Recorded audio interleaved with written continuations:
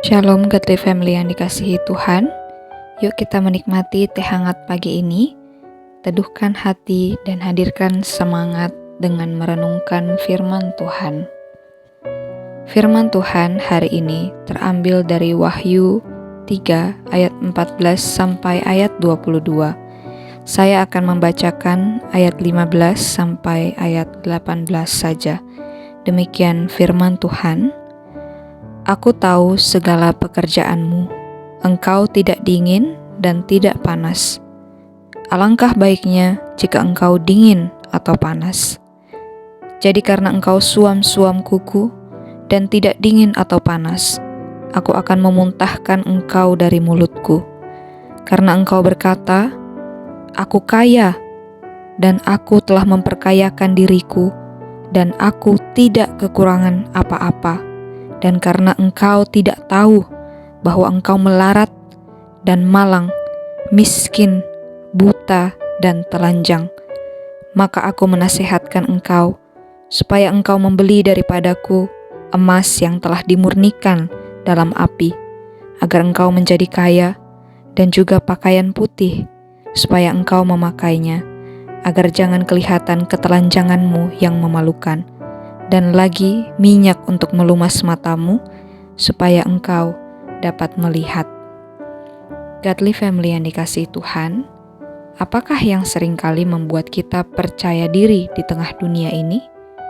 Harta yang kita punya, pendidikan, rumah, relasi dengan orang-orang ternama atau terkenal di dunia ini, atau keadaan yang tidak memiliki kekurangan apapun. Saudara, apa yang menjadi kebanggaan bagi kita di dunia ini belum tentu merupakan kebanggaan di hadapan Kristus. Janganlah kita terlalu percaya diri seperti jemaat di Laodikia.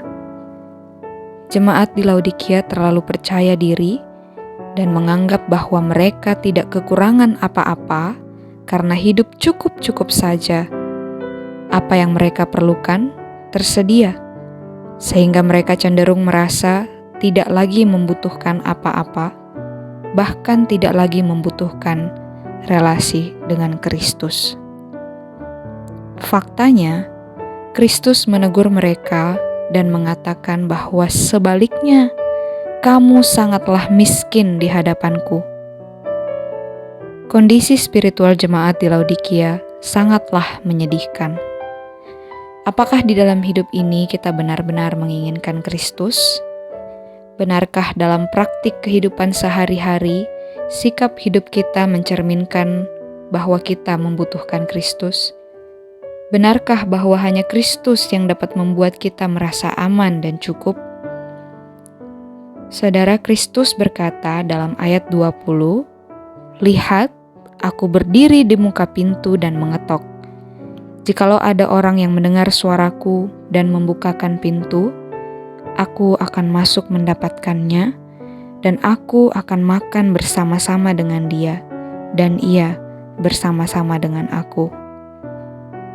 Dia selalu berdiri di depan pintu hati saudara, mengetok dan menunggu saudara untuk membukakan pintu hati saudara baginya, agar ia dapat masuk dan mentransformasi hidup saudara. Maukah saudara membuka pintu hati saudara? Mari kita berdoa.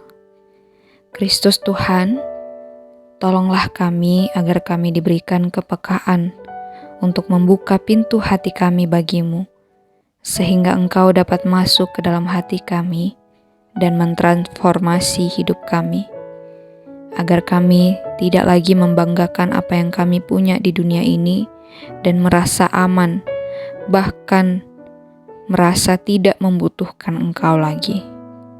Dalam Kristus Yesus kami berdoa kepada Bapa. Amin. Selamat menjalani hari ini. Tuhan Yesus memberkati.